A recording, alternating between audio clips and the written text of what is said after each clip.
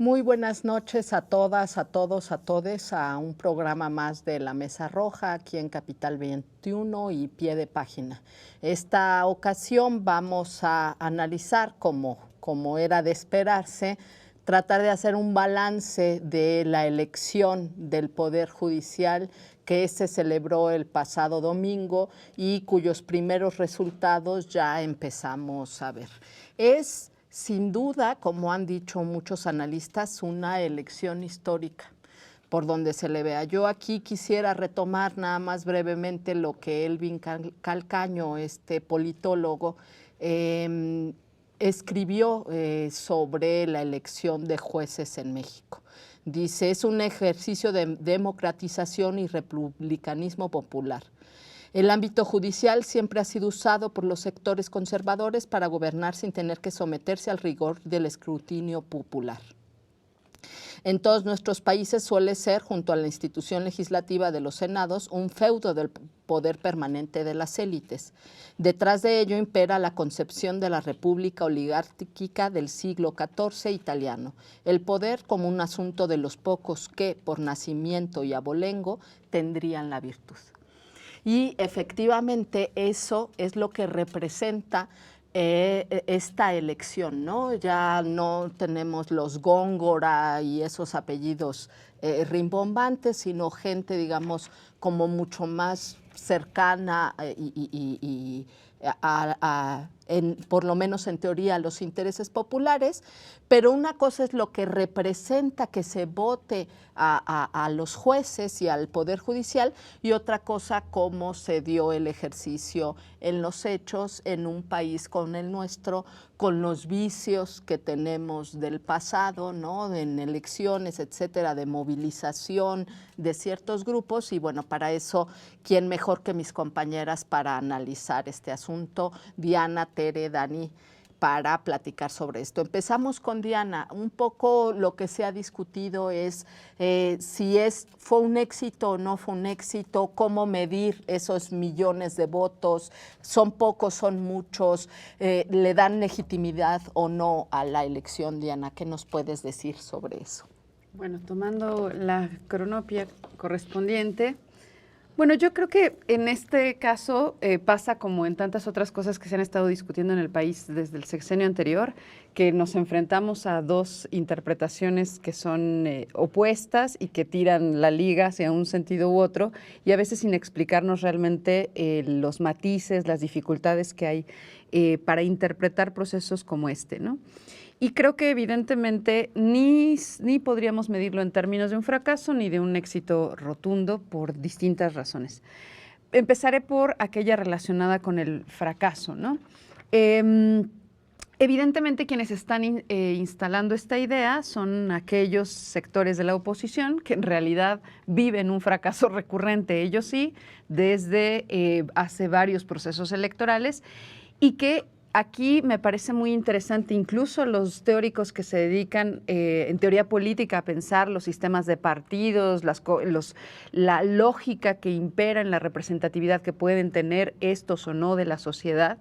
Me parece interesante que se pueda concebir y discutir en términos cuantitativos o intentar medir en términos cuantitativos el éxito o no de esta elección. Y dicen, bueno, si fueron 13 millones de votos o cerca de 13 millones de votos, esto es una clara señal de que no se convocó fuertemente al electorado y por lo tanto esto no es ni legítimo ni representativo. Si ese fuese el caso, entonces tendríamos ya que irle retirando el presupuesto a varios partidos políticos porque ya no son ni representativos de fuerzas sociales reales, que para eso se supone que son los partidos, ni tampoco tienen capacidad de ejecución de convocar al voto. Entonces creo que eso nos demuestra que hay un camino que en realidad es un juego político de golpeteo que tienen que instalar, puesto que ya no tenían en realidad otra salida, dado que su derrota proviene de 2024, perdieron en las cámaras la votación y ahora no quedaba más que esto. Pero bueno, sobre esto también decir que Sí, que creo que esta es ha sido un proceso electoral cuyo análisis tampoco puede darse o no podemos profundizar en tratar de comprenderlo si simplemente hacemos una analogía o una especie de comparación con otros procesos electorales. Primero porque, como todas y todos sabemos, no fue convocado por partidos, no había presupuestos, no teníamos campañas electorales, todo este escenario que sí se da meses atrás cuando vamos a un proceso fuerte. Y otra cosa muy importante, ¿no? Me parece que también hay un sector del voto que sí salió en 2024 a refrendar el deseo de que siguiera el proyecto de la 4T, que en esta ocasión no veía una contienda en la que realmente peligrara el futuro del asunto. Es decir, que hubo gente que dice, bueno, no voté, ¿no? Pero no pasaba nada, porque ya todos sabemos que los que iban a ganar eran aquellos que estaban contendiendo desde las filas que se sintieron convocadas desde el propio obradorismo o desde los sectores que decidieron entrarle al proceso, que coinciden con la necesidad de que esto se diera así. Entonces, ese otro voto oculto, como les gustaba llamarlo en el 24, creo que también existió y que no veía amenazado el proceso como cuando ves a dos, como en el 24, que veíamos el antagonismo abierto y había que salir a pelear. Ahora, entonces, creo que la narrativa del fracaso en realidad es un golpeteo, ya son patadas de ahogado de todos estos sujetos. Pero del otro lado, la triunfalista, ¿no? La que dice esto fue un éxito, vamos increíblemente bien, todo el mundo salió a votar con sus acordeones hechos en casa, cuando creo que tampoco hay que ocultar el hecho de que sí hubo líneas políticas que bajaron desde el partido, que se operaron y que entonces tampoco podemos hablar de un triunfo popular así en absoluto o como un ejercicio sin mediación cuando sí hubo mediaciones. Y bueno, yo también creo, hay que decir, los partidos son mediaciones sociales para la constitución del juego político de los estados, para eso funcionan, para eso sirven, se supone que para eso los tenemos. Pero el problema aquí es que en este tipo de elección se suponía que la intención era fortalecer el voto ciudadano, no aquel otro tipo de voto que sí se puede movilizar por la lógica partidista. Y creo que, ¿cuánto tendré? ¿5? ¿7? 7. Todavía me quedan unos de estos. No, pero me lo traigo también, porque a la mera hora sí los voy a usar. Y bueno, ¿y por qué me interesa esto? Porque cuando se habla de legitimidad, cuando a partir de estos análisis consideran el tema de la legitimidad, pues también se está jugando esa perspectiva de la que ya hemos hablado, que es muy leguleya, ¿no? La legitimidad está en la ley. Bueno, si ese fuera el caso, pues esto ya es ley desde el año pasado. Entonces ya sería de suyo legítimo, fin de la discusión, bye, analistas interesantes, pasamos a otra cosa.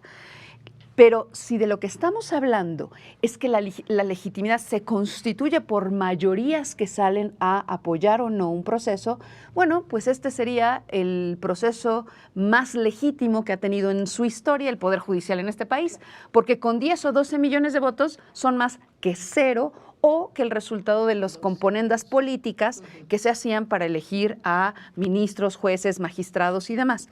Entonces, yo creo que es empobrecer la discusión si lo movemos en términos estrictamente numéricos. Pero si incluso fuera así, ¿no? Hay un sector de 12 millones de mexicanos que decidió ir a votar, mediados o no, por acordeones que se movilizaron masivamente o acordeones caseros. Entonces, creo que ahí hay otra cosa que hay que pensar. Me parece que entonces el problema de la legitimidad, como suele decirse, tiene que ver con la aceptación de un poder, ¿no?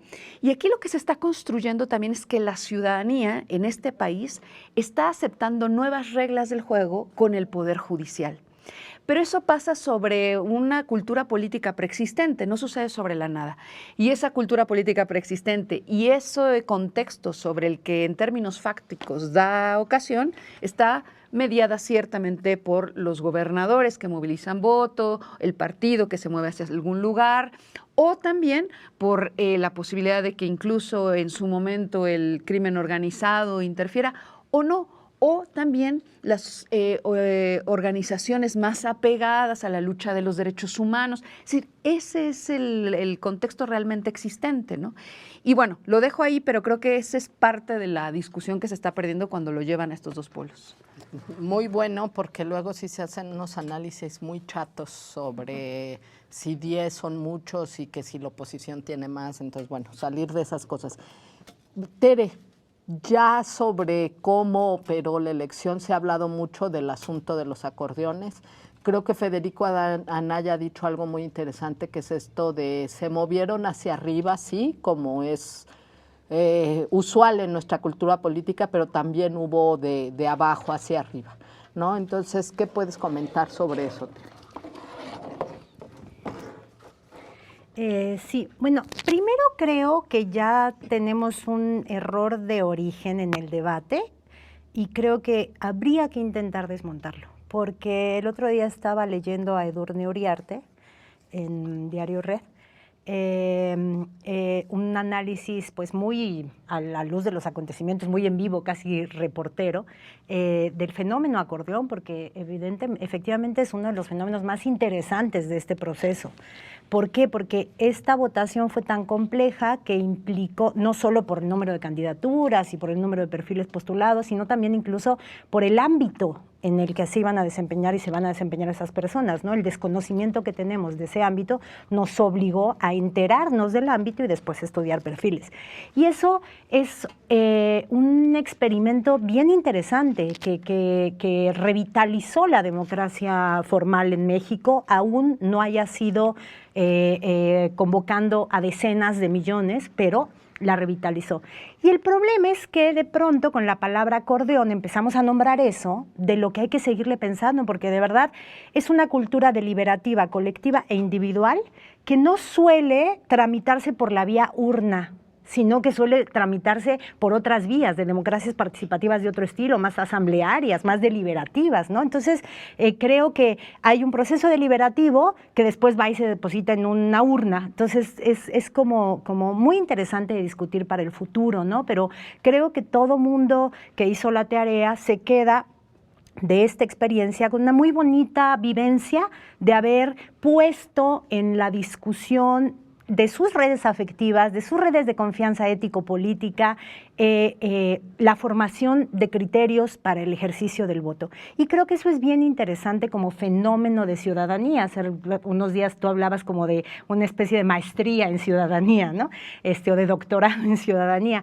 Y creo que sí. El problema es que le empezamos a llamar acordeón a eso y de pronto le empezamos a llamar acordeón a algo que no se llama acordeón, se llama coacción del voto, compra del voto, acarreo, voto corporativo, ¿no? Que tiene que ver con un aparato partidocrático y gubernamental, que ahí es lo más grave porque implica desvío de recursos, ¿no? Para presionar a sectores de la población, para inclinar la balanza de la urna hacia determinada dirección y determinados intereses, ¿no? Entonces creo que como le llamamos acordeón a las dos cosas, estamos por un lado palideciendo la importancia de una experiencia política, que es una politización con un plus respecto al clima de politización y de liberación pública que implica todo proceso electoral y de lo cual hemos hablado, ¿no? Pero un plus en términos de los mecanismos que la gente se inventó individual y colectivamente para poder votar, ¿no?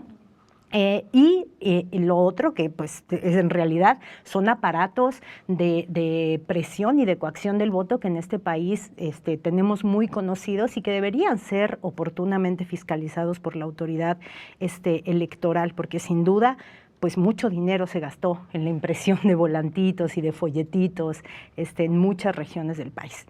Eso por un lado, o sea, creo que hemos estado discutiendo todo bajo el mote acordeón y creo que en eso estamos perdiendo como detalle, ¿no? Como fineza en el análisis.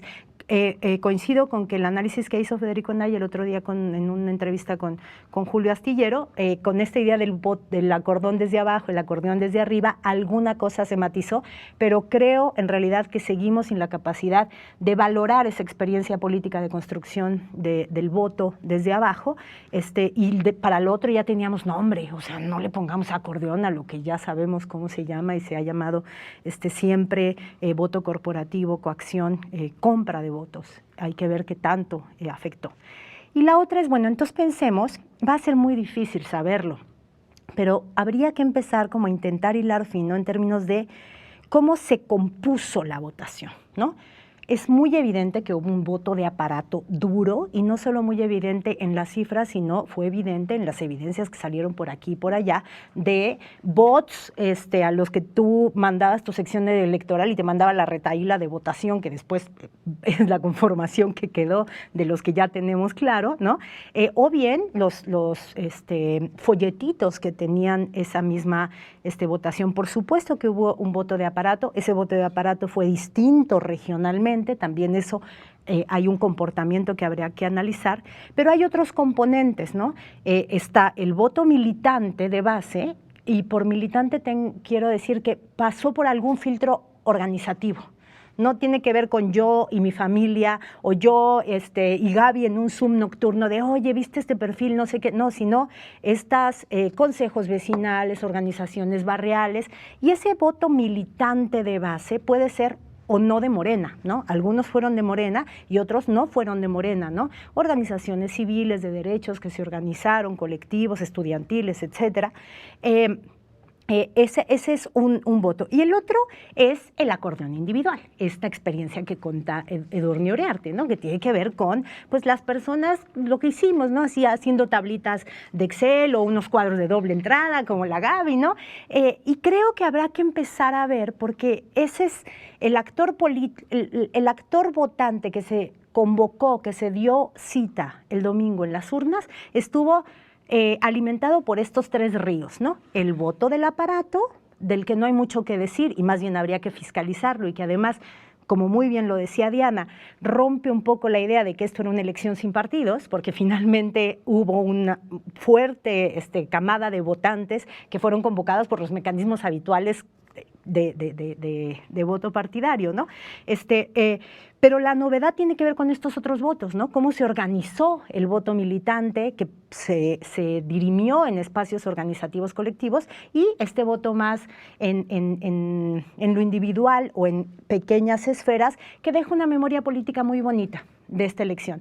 Pero al mismo tiempo que deja una memoria política muy bonita, también deja, y hay que decirlo, un sentido de frustración.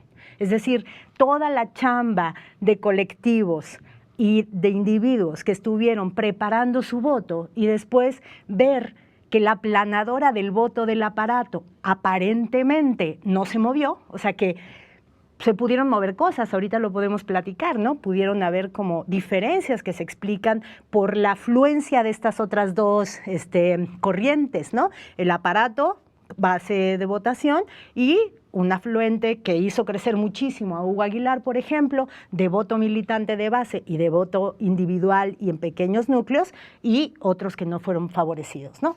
Y la frustración, y con esto termino, es legítima. O sea, gente que dice, híjole, yo de veras sí estuve 20 horas preparando mi voto, como para ver que en realidad ya estaba en el folletito, ¿no? Entonces, bueno, ahí la dejo en esta ronda.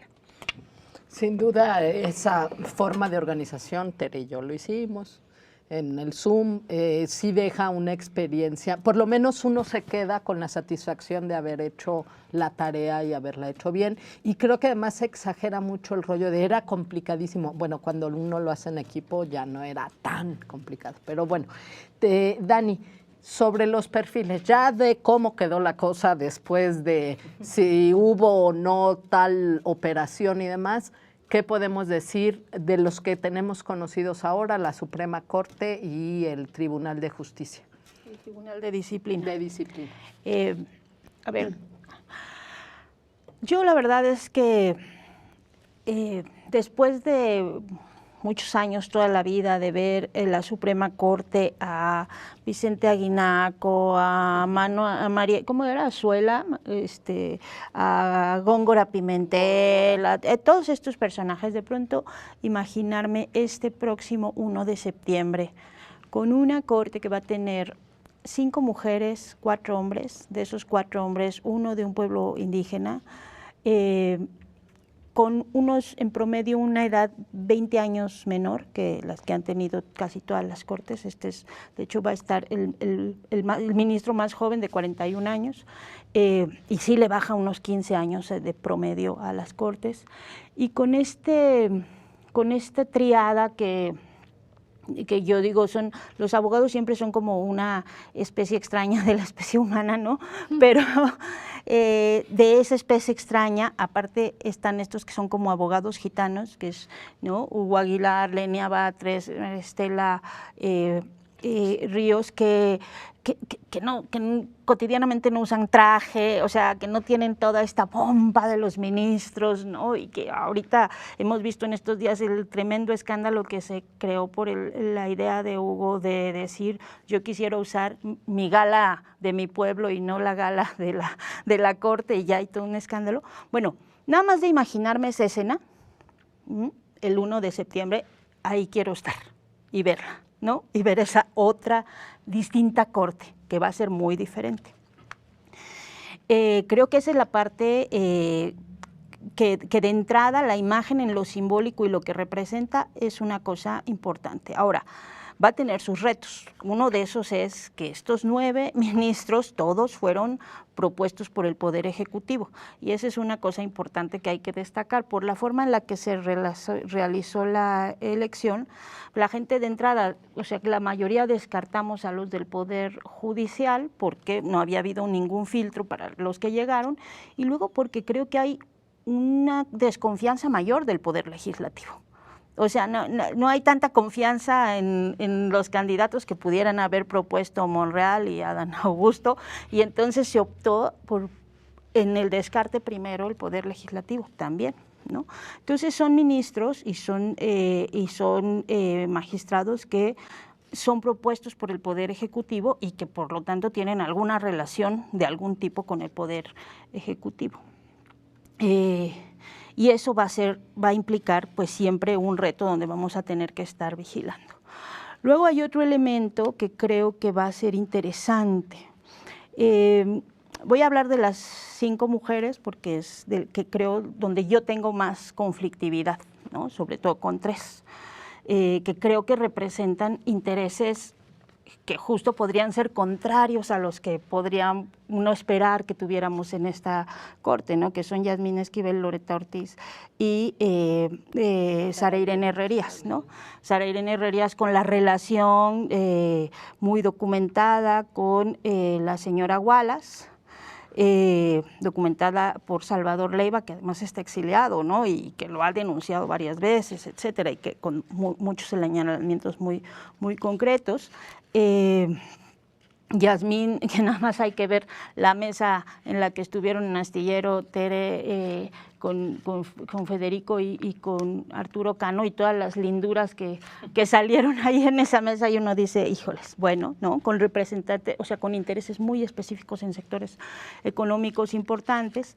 Y Loretta Ortiz, que yo le he seguido más o menos, o sea, como una persona que tiene puntos de vista interesantes en el ámbito de los derechos humanos, pero que justo a mí en esta ocasión me pareció, llamaba la atención que estuviera en una lista de propuestas, o de cada quien hacía sus acordeones, y también ciertos grupos, y había el grupo de Enlace Judío, que es los que representan, digamos, en México la parte más dura del sionismo, ¿no?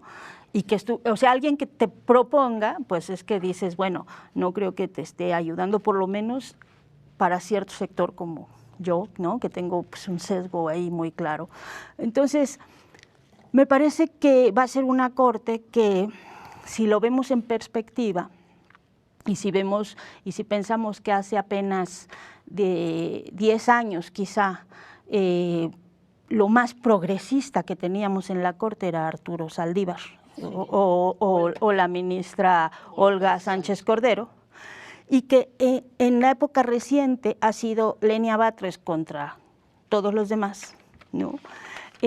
Aquí lo que vamos a tener es una correlación de fuerzas bastante más equilibrada, donde tenemos a 3 que claramente tienen ciertas líneas mucho más progresistas, otros 3 que van a representar intereses de ciertos grupos de poder y otros 3 que vamos a ver cómo nos va, ¿no? En su trayectoria, pues no hay todavía elementos para que podamos saber exactamente hacia dónde van a jalar, porque tienen cosas interesantes, ¿no?, dentro de los planteamientos que han estado teniendo, pero que todavía pues no lo tenemos claro, ¿no?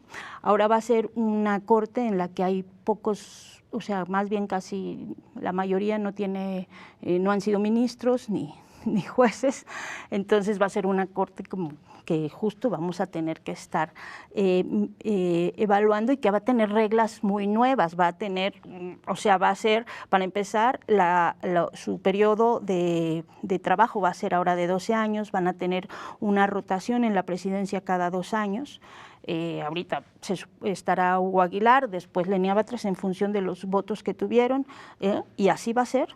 Y le va a tocar a Yasmín Esquivel. En 3 periodos. Sí, por supuesto.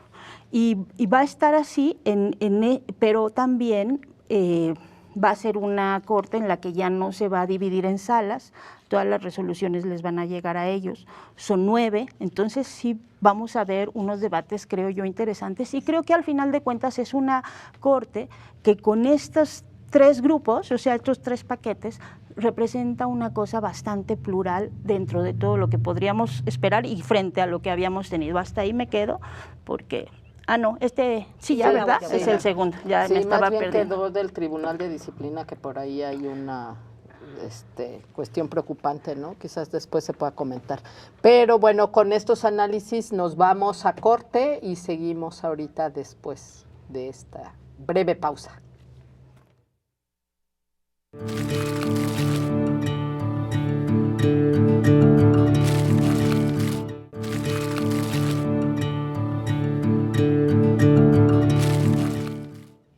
Gracias por seguir con nosotros. Estamos en el balance sobre la elección del Poder Judicial. Y bueno, seguimos, Diana. Ahora, después de esta jornada, ¿qué tendríamos que esperar, pero también demandar de nuestras nuevas autoridades judiciales? Bueno, pues antes quisiera, y como parte quizá de la reflexión, retomar algo que me parece muy importante del análisis que hizo Tere sobre esta división de los votos, y ese que llamó voto militante, que no es el voto corporativo, que es un voto que puede venir también de organizaciones de la propia Morena, o sea, digamos que son parte de, pero hay un voto militante ahí. Y yo lo vería como desde otro ángulo, o sea, porque yo creo que esa desazón o ese mal sabor de boca que deja en un sector del electorado, que finalmente el voto corporativo colocara ahí a figuras que eran muy claras y que venían en todos los acordeones, yo pensaría que, fíjate, si pensamos en una Yasmín Esquivel que sacó algo así como 5 millones de votos, 5 no sé cuánto, y luego pensamos en un Federico Anaya que saca 2,5 millones. Puede sonar que es mucha la diferencia, por supuesto, 2,5 millones no es poca cosa, pero 2,5 millones sin aparato de partido, eso me parece que habla de que hay una fuerza de ese voto militante que caracterizabas que no es nada despreciable y que de este proceso también se puede aprender un montón. Es decir, los otros movilizando todas sus fuerzas para llevar a colocar a estas personas, de todas maneras no sacan una ventaja que tendría que ser abismal. Tendría que ser una súper ventaja, no de 2-1, sino de 10-1. Entonces creo que esto es muy alentador para el 2027, porque en el 2027 entonces ese voto militante puede hacer la gran diferencia y colocar figuras que no vienen de la línea vertical. Ahora, retos y demandas. Creo que también en ese sentido, cuando Tere hablaba de ese proceso deliberativo, me parece que también habría que pensar que está interesante debatir, discutir nombres, quién iba a ir acá, quién iba a ir acá, pero acá le falta otro contenido que yo creo que hay algunos que han señalado y que tienen razón. No es lo mismo discutir figuras, trayectorias que nos parecen adecuadas que discutir qué tipo de justicia queremos. Y esa discusión no se ha tenido.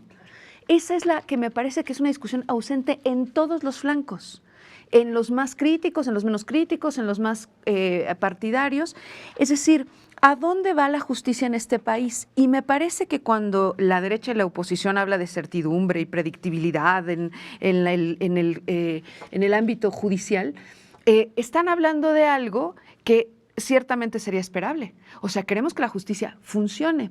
Y aquí lo que nos haría falta ahora es ver que esos que van a llegar a todos esos espacios del Estado y del Poder Judicial nos empiecen a mostrar qué tipo de justicia y en qué sentido van a operar. Y es ahí donde creo que hay el debate no ha avanzado. Y eso me parece que tendría mucho sentido también para que ese ejercicio deliberativo no fuera solo de nombres, sino que se convirtiera de contenidos. Y entonces pasaríamos ahora hacia otra cosa. Pero bueno, dejo a la siguiente ronda. Tere, bueno, lo que pasa es que nosotras como universitarias es muy difícil no sentirnos desencantadas teniendo a Yasmín Esquivel ahí, ¿verdad? O sea, es muy difícil. Pero bueno, sobre los perfiles, sobre el proceso y la politización, Tere, ¿qué más podrías añadir?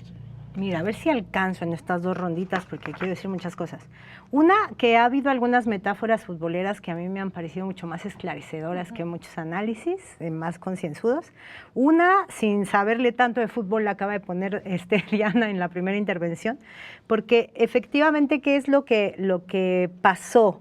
Si tú sabes, yo cuando mis dos hijos juegan fútbol, entonces cuando sabemos que del otro equipo no se van a juntar y entonces que van a ganar por default, pues también de este equipo decimos, ya para qué vamos si vamos a ganar por default, ¿no? O sea, creo que fue un poco, ¿no? Hubo no solo la desincentivación propia de la complejidad del proceso, sino sobre todo, y pesó mucho más, esta idea de que del otro lado no hay nada, ya ganamos, esta ya la ganamos, entonces el esfuerzo de ir a votar, si ya está ganada, pues ¿para qué, no? Eso una. Y la otra la hizo Julio Astillero, más bien pensando en lo que hizo la oposición, diciendo que quisieron jugar al fuera del lugar, y pues uno de los riesgos de jugar al fuera del lugar es que el delantero esté muy bien posicionado y te meta gol. Y tal cual eso pasó. Ambas metáforas me parecen muy esclarecedoras, y yo en realidad meto el fútbol porque como el Toluca es campeón, pues es un pretexto para decir felicidades a mí porque el Toluca es campeón. Después, creo que efectivamente este proceso fue el arranque para el 2027 y ya de entrada, como muy bien lo dice Diana, el 27 tendrá de ingrediente la experiencia política de esos cuadros que aparecieron en la escena de la impartición de justicia y que emergieron de este proceso deliberativo organizado y no organizado. Esperemos que una de las lecciones y que este sentido de apachurra y frustración no haga que eso se desinfle. En los medios organizativos no va a pasar. En los medios organizativos en el 27 van a volver a hacer la chamba y van a tener asambleas barriales y van a tener comités que van a discutir y se van a juntar y nos van a mandar sus acordeones y entonces pienso más en el ciudadano de a pie que lo hizo más solito y que puede sentirse como frustrado. Esperemos que no sea así, ¿no? Nuestra chamba también consiste en intentar que el 27 salga mejor también por esa parte. Pero el otro ingrediente que el otro día, Diana, no me acuerdo en cuál de las mesas que estuvo el día de la jornada electoral lo planteaba, pero me parece muy correcto, la derecha va a regresar, el 27 la derecha va a regresar, y eso va a convocar a más gente a las urnas, pero también va a pintar el proceso de una disputa mucho más decisiva. Por último, yo creo que, fíjate Diana, te la compro y redoblo la apuesta porque la diferencia entre Yasmín y Federico Anaya parece muy abultada, pero la diferencia entre Sara Irene Herrerías, que es voto solo de aparato y además un voto que uno dice, híjole, ¿cómo por qué? ¿No? Bueno, que solo de aparato le sacó 500,000 votos a Federico Anaya, o a ese tipo de perfiles, y creo que eso es una buena noticia. Efectivamente, creo que cabe la frustración de que no alcanzó para que esto no fuera una elección en donde pesara más el aparato, pero el aparato se movió y ahí está la presidencia de la Corte en Hugo Aguilar, ahí están fenómenos como el fenómeno Federico Anaya, etcétera, etcétera, y bueno, eso pues decanta para el 2027, ¿no? Y bueno, seguramente, como tú decías, Dani, tendrá que haber una correlación de fuerzas al interior que también mantenga acotados perfiles como ese, que vienen del empresariado, pero además que vienen de una poca legitimidad por su falta de ética, ¿no? Comprobada y uso del aparato para cubrirlo. Lo tenía que decir, perdón. Bueno, pero hay algo que venimos arrastrando, Dani, y que se da tanto en sectores de Morena, cuando hablamos la semana pasada del CENTE, como por supuesto corregido, aumentado y redoblado desde la derecha, que es el racismo y el clasismo estructural que cruza muchas veces las interpretaciones, sea a veces cuando hablamos de la CENTE o ahora cuando hablamos de Aguilar, ¿no? De Hugo Aguilar. ¿Qué podemos decir sobre eso, Dani? ¿Y qué hacemos con eso? Mira, hay varias cosas y voy a tratar de explicarlas rápido. Una sobre lo que están diciendo. Hugo Aguilar tiene más de 6 millones de votos, que son los mismos, hablando de comparaciones, que tuvo Jorge Maínez en la elección pasada presidencial, con una pequeña diferencia. Maínez tuvo o gastó, según los datos últimos del INE, algo así como 254 millones de pesos en la campaña presidencial. Ese fue su gasto, ¿no? La que más gastó fue Xóchitl, 346, luego Claudia Sheinbaum, con 297 millones, y Jorge Álvarez Maínez con 254 millones de pesos para conseguir 6 millones de votos. Hugo, no sé cuánto se gastó, pero Federico Anaya le decía a Julio Astillero que se gastó sus 50,000 pesos de sus ahorros. Bueno, tripliquémosle, ¿no? Pero entonces eso nos demuestra que se puede conseguir 6 millones de votos sin gastar 250 millones de pesos. Y creo que esa es una de las cosas más bonitas para mí de esta elección. El personaje, pues, que sí creo, y ahora creo que voy a hacer como, pensaba hace un rato más bien en una metáfora beisbolera, porque creo que se vio una rendijita, ¿no? Por dónde meterse. Él me lo decía hace unas semanas, lo platicábamos aquí, él me lo dijo en una entrevista hace 3 semanas, jamás se imaginaron que podía haber la posibilidad de competir.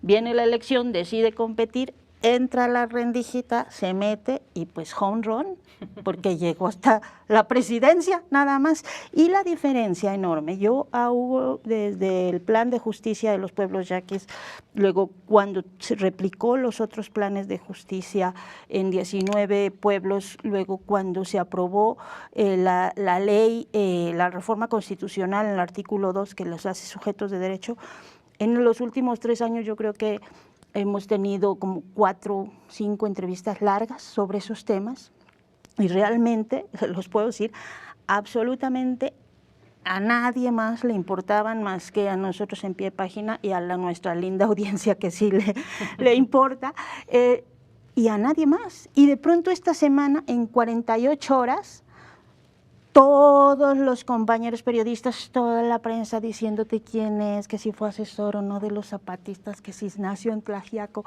buscando por todos lados quién es, porque esos otros temas que es de su carrera reciente, lo que sí hizo, porque él es una pieza clave del proyecto para los pueblos de López Obrador, porque él diseñó los planes de justicia, ¿no? Porque articuló esto. Y bueno, pues ahora a todo mundo le va a importar, y le va a importar porque va a ser el presidente de la Suprema Corte y lo que diga va a ser importante, y entonces eso va a cambiar necesariamente porque va a seguir diciendo las mismas cosas, con la diferencia que ahora a todos los colegas periodistas les va a importar porque pues las personas con poder le importan al periodismo. Bueno, pues vamos a la última ronda, las cosas que se hayan quedado en el tintero, que quieran añadir sobre el análisis, qué podemos mejorar. Como tú decías, Diana, es un primer ejercicio y hay todavía mucho mejorable. Sí, yo creo que hay que ver esto en términos procesuales, o sea, porque necesitamos darnos cuenta que en realidad estamos ante una transformación social que se da en muchos planos, y en ese sentido no solo es el aprendizaje, sino esto otro que también señala Dani, que me parece relevante, que tiene que ver con ahora esto cómo va a impactar o cómo debería impactar en los otros procesos electorales, ¿no?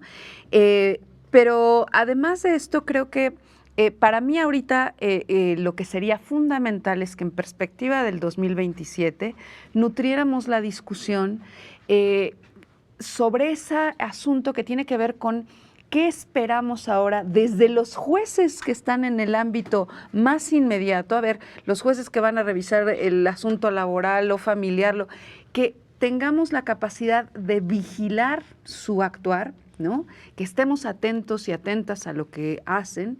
Y por otra parte, que reconozcamos que esa vigilancia va a tener un impacto también. Es un ida y vuelta, ¿no?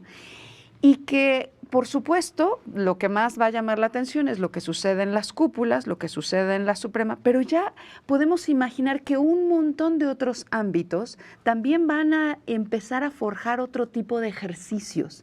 Y vamos a empezar probablemente a ver fenómenos que no habíamos, que ni siquiera esperábamos ni podíamos reconocer a la hora de enfrentarnos a la justicia. Entonces yo creo que para 2027... en lo que tendríamos que avanzar, además de toda esta complejidad, la derecha se va a articular, estos otros perfiles fuertes pueden tener mucho más consenso, generar más trayectoria, será también que abramos el debate sobre la justicia que queremos. ¿En qué queremos que ahora, ¿no?, se empiecen a formar esos jueces o esos, sujetos que pretendan ocupar esos espacios y que entonces nos presenten perfiles del tipo de justicia por el cual van a abogar, ¿no?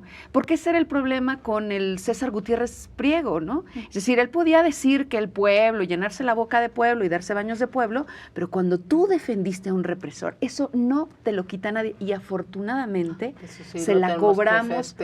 Se la cobramos porque no bastaba mover dinero en el ámbito de las redes sociodigitales. Las redes sociodigitales no bastan para, no representan las fuerzas políticas fácticas, y ese es un ejemplo claro.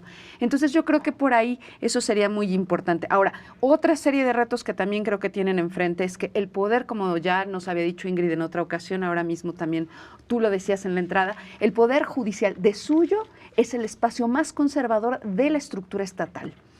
Y de suyo, el aparato y el marco normativo va a poner muchas trabas. Habrá que ver cómo la libran y se ganaron la rifa del tigre también en esto.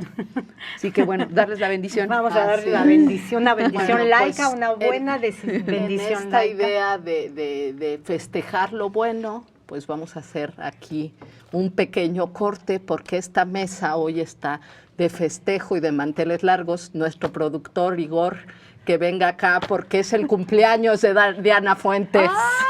Entonces nosotros, perdón que hagamos esta pequeña disrupción. Sí, no, pues no se pueden ver en las cámaras mi fabuloso pastel. Pero mi tienes que levantarlo un poco. Esto tiene que salir. Zócale y luego mejor. Bueno, voy a pedir Exacto, un deseo. 1, 2, 3. Que funcione el Poder Judicial. Por eso no le pagaba. Pero tienen que ver este maravilloso pastel, qué cosa más hermosa. Explícalo, por por supuesto, favor. aquí tenemos a Antonio Gramsci. Aquí tenemos, pero además en la representación tenemos aquí a Rosa Luxemburgo, obviamente. Y tenemos aquí a Bolívar Echeverría. Entonces, muchas gracias a la producción, a Igor, a todas. Ay, muchas gracias. Yo no sé si esto debe hacerse aquí. Pero yo lo voy a hacer. Qué gracias. Muchas gracias. Muchas Y bueno, con este pequeño festejo. Que todavía tenemos tiempo, dice Igor. O sea que podemos comer pastel. Aparte de comer pastel. Exacto, pues todavía les da tiempo de su intervención. Muy bien. Según lo que me dice Igor. Aquí, que te orienten. Exacto, Rosa, que le orienten para hacer. Quiero contar otro detalle de la imagen que acá veo. Hay un globito rojo ahí con una hoz y un martillo, como de fiesta. Rosa y Bolívar traen gorrito de fiesta, pero además Bolívar está como leyendo así como de ¿qué onda? ¿Ya llegó la festejada? Tienen un pastel. Sí, tienen un pastel. Bueno, Tere, ¿con qué cierras? No sé, porque yo ya no quería decir nada, estábamos todas nerviosas por la sorpresa. A ver si nos salía. Solo redondeo una cosa muy, muy rápido, que tiene que ver con eso. Ahorita discutimos, dos cositas. Ahorita discutimos, efectivamente, como decía bien la cumpleañera, perfiles. y nos falta discutir qué tipo de justicia. Y creo que la llegada de Hugo Aguilar a la presidencia de esta primera parte de esta nueva corte, estos 2 primeros años, creo que debería ser una buena ocasión para dar una discusión que no hemos dado, que tiene que ver con la historia de la que viene Hugo Aguilar y que tiene que ver con qué ha pasado con pues la ola de movilización indígena que puso al país en los 90s a que toda la izquierda decidiera que los acuerdos de San Andrés eran la bandera, ¿no? Toda la izquierda. Y hoy día está pasando algo similar. Otra izquierda, una izquierda electoral, que arropando la candidatura de Hugo Aguilar, ese proceso de largo aliento que ya lleva 3 décadas en el país. En esa discusión, pues no todo va a ser fácil, porque hay que también decir que Hugo Aguilar representa una decisión que tomó parte del movimiento indígena que se formó en los 90s en la coalición de fuerzas de izquierda que convocó el zapatismo en torno a la reforma constitucional en materia de derechos y cultura indígena. Y ahí hay como muchas cosas. Por ejemplo, ¿cómo vamos a pensar la relación de los grandes sistemas jurídicos del país con los sistemas normativos de los pueblos? ¿Qué va a pasar cuando esos sistemas normativos le digan que no a los planes de prioridad en el desarrollo que vienen de la 4T? Porque para Hugo va a ser bien distinto ser el encargado o uno de los encargados de las piezas claves de la política indígena de la 4T a ser interlocutor desde el impartido de justicia de pueblos que en algunos momentos van a decir no por aquí, este proyecto no. Y creo que ahí vamos a tener que dar la discusión y se antoja interesante. Y del otro que quería hablar ya no me acuerdo. No importa, después te acordarás. Después, porque además tenemos más mesas rojas para hablar de esto, del tema de las mineras, que va a ser todo un tema, porque es la que nos están dejando, lo que quieren dejarnos ahora los ministros que se van, de salidita, de regresarnos, ¿no? Echar para atrás. Los juicios de Hidalgo. Sí, el tema para atrás. Yo quiero retomar este asunto de los pueblos. ¿Es este? ¿Es este? El otro. ¿Cuál? El 2. Porque Abel Barrera decía también en una entrevista sobre este tema algo muy importante, y estaba diciendo que de estos 13 millones, ahí calcula, no alcancé a cachar de dónde tenía ese dato, pero 2 millones de poblaciones de pueblos indígenas, ¿no? Y ese es un dato importante, decía Abel, es un buen indicador de que los pueblos se están moviendo y asumiéndose como actores políticos, ¿no? Porque son esos pueblos los que han estado, también participaron y también hicieron, y en contraposición con lo que decía Crespo de que, y muchos otros, de que, ay, estos seguro los llevaron, y no necesariamente es así, también tuvieron sus procesos deliberativos. Y solo cerrar diciendo que cuando nos aterrizamos, ya no me va a dar tiempo de contarles algunas cosas que vi cuando aterrizamos en los procesos electorales estatales, o sea, en los resultados estatales de esta corte, ves muchas diferencias. O sea, sí hubo ciertamente votos diferenciados, y sí hay estados donde tú ves cómo funcionó mucho más la maquinaria, ni siquiera sé si la partidista, sino la de los gobiernos estatales. Sí. Un ejemplo claro para mí fue Coahuila, porque Coahuila y San Luis Potosí son de los estados donde hubo más participación, estamos hablando de arriba del 20% de participación, y en esos, por ejemplo, Coahuila, en el caso del Tribunal de Disciplina, pues si hubieran nacido ahí las elecciones, ganan otros personajes que nadie conocía, y ahí están, y con votaciones muy altas, ¿no? Entonces ahí operó mucho directamente. Otros que vi en Michoacán, donde dices, aquí estas votaciones sí te marcan como que un voto específico de los actores locales. Y en contraparte, por ejemplo, en la Ciudad de México, donde pues evidentemente funcionó más este acordeón de abajo, y lo que si hubiera sido la elección solo en la Ciudad de México de la Suprema Corte, los 4 seleccionados habrían sido Hugo Aguilar, Federico Gallardo, Anaya, ya estoy cambiándole, por tratar de decirlo rápido, ya se me fueron los otros 2, pero Isaac de Paz y Raimundo. Y Raimundo Espinosa, no. Y César Gutiérrez Piedra. Eso era lo sido que eso, me da ¿no? tiempo de decir. Y que tiene que ver, pero además con la zona de influencia de de los que oímos Astillero, y o sea, un cierto sector de influencia que los conoce, pero que no necesariamente los conocían en Baja California. Claro. Y hasta allá no llegó. ¿No? Ibas a decir algo. Siempre no que era sea eso. criticar a Gutiérrez Priego, puedes hablar. No, era un poco eso, porque además creo que hubo un fenómeno interesante en el sentido de que como este voto convocó a un sector muy politizado y muy informado, de pronto hubo capacidad de incidir que en otros procesos electorales, pues Sí, la partidocracia te come. se pierde. Y el que Marisela Morales no lograra el 1,000,000 de votos o se quedara bajo el rasero del 1,000,000 de votos tuvo que ver con la denuncia que se hizo desde el periodismo de ese perfil. Que César Gutiérrez Priego no siguiera inflándose como candidatura tuvo también que ver con intervenciones muy puntuales de perfiles como el de Julio y otras personas que dijeron, ojo con un defensor de represores, ¿no? Y creo que eso es bueno, y eso también además acompañó la visibilización de este otro tipo de perfiles. Si nosotros vemos el de disciplina judicial, la brecha entre el voto de aparato y el siguiente es enorme. Y eso quiere decir que el voto crítico independiente, ahí donde sí incidió, fue importante, pues.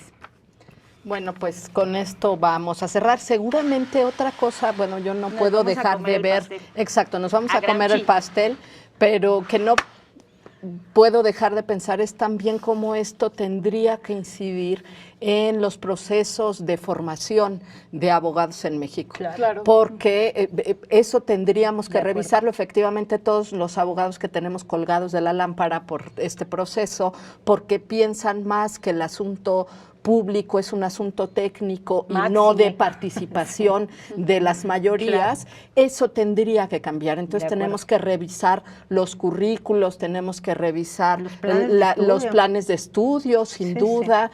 También tenemos que ver por qué hay tantos posgrados en esas universidades del Opus Dei y demás, ¿no? Las universidades Es públicas interesante. tenemos que ver. Sí, nos dimos cuenta el montón que están formados ahí ¿Cómo y a están uno se le paraban los profesionalizando pelos. para ganarle los juicios a la oligarquía? No, exacto. Entonces, bueno, ahí hay todo una materia también de cuestiones que podríamos revisar y que ojalá este proceso vaya impulsando. ¿Qué justicia, qué perfil de nuestros abogados necesitamos, ¿no? Y qué tipo de participación mayoritaria en los asuntos públicos y en los asuntos de justicia, que son, al fin y al cabo, acceso a la aunque no justicia. tengamos un juicio nosotros, es un asunto público, ¿no?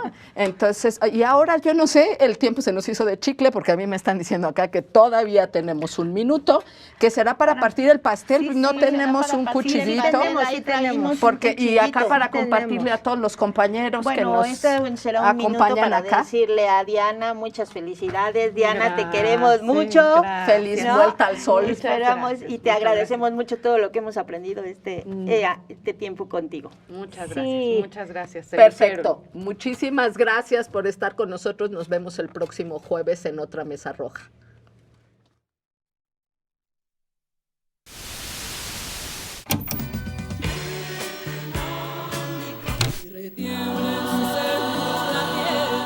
Szemelli, hogy ha kell,